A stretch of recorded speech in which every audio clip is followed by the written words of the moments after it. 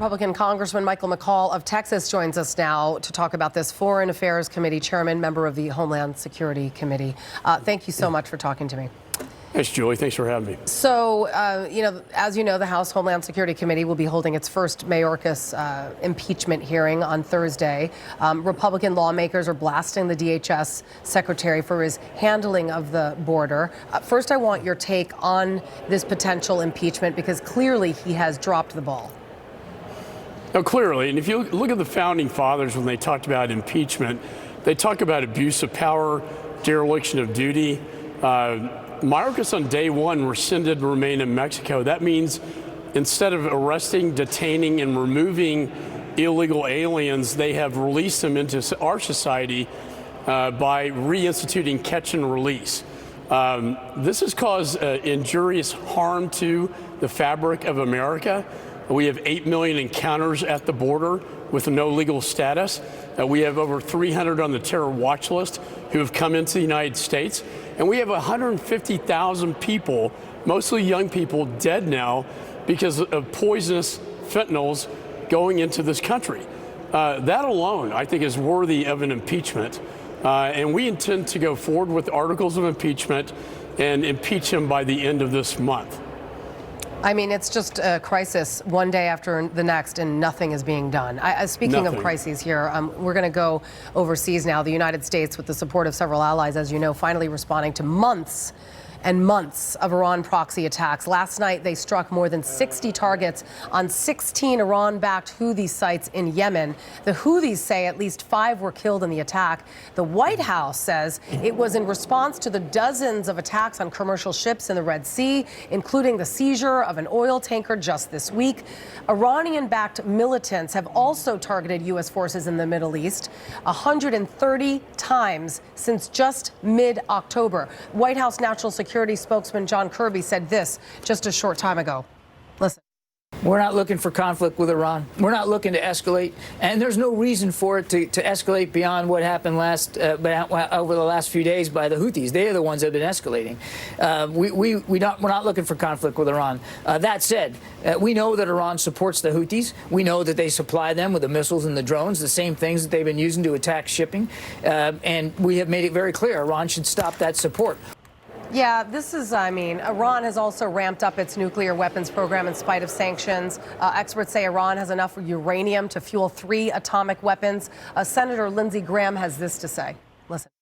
When will you realize that nothing's going to change until you tell the Ayatollah, if you keep hitting us, keep going after Israel, we're coming after you? I'm not talking about invading Iran. They're a oil-rich nation. Knock out some of their refineries. And a Houthi spokesman had this to say. They said that this will not go unanswered and unpunished. Another adding, quote, America and Britain will undoubtedly have to prepare to pay a heavy price and bear all the dire consequences of this blatant aggression.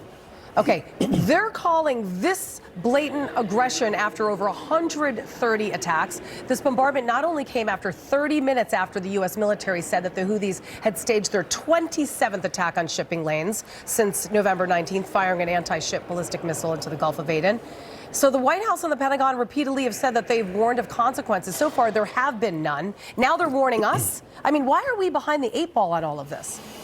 Well, that's right. It's all about deterrence, about projecting strength, not weakness. We've been projecting weakness ever since Hamas invaded Israel with respect to the Iran-backed militias, Hezbollah, and the Houthi rebels, in addition to Hamas. The Houthi rebels with impunity have hit commercial ships in the Red Sea, causing them to go around Africa, increasing prices over 250%.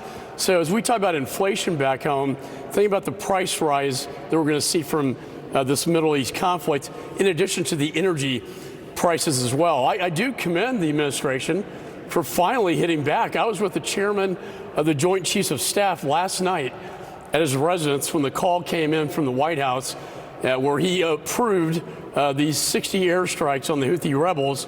And I would say it's about time. They only understand one thing in that part of the world, and it's force and its power. And they question our resolve in the region. And we need to show them that we're serious, that we're not going to back down to their threats, and we're going to hit them back.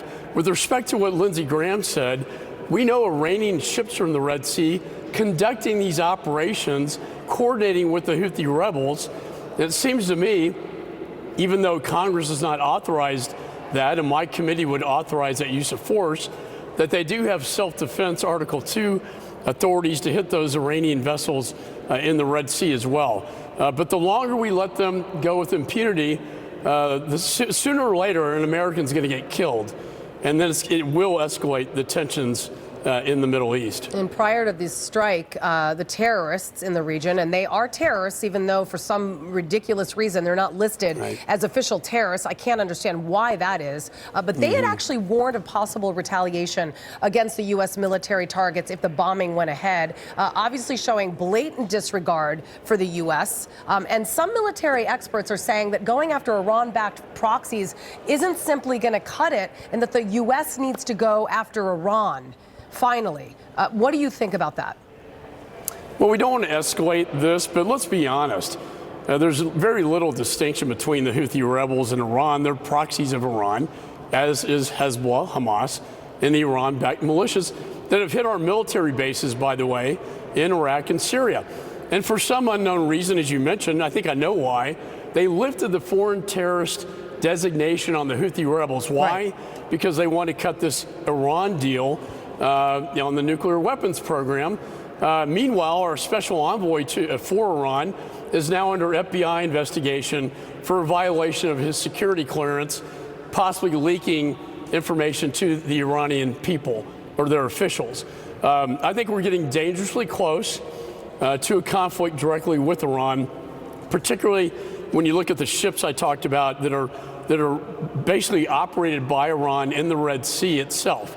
If they cut off all commercial ships in the Red Sea, it could bring commerce, global commerce, to a grinding halt and will cause a massive increase in prices and energy prices as well. I mean, we just released millions of dollars in sanctioned money. We're basically fueling Iran's weaponry. It makes no sense. That's all the time. I would love to talk to you further, but Congressman Michael McCaul, that's all the time we have. Thank you so much. Have a great weekend. No, thanks for having me. I appreciate it. We appreciate it.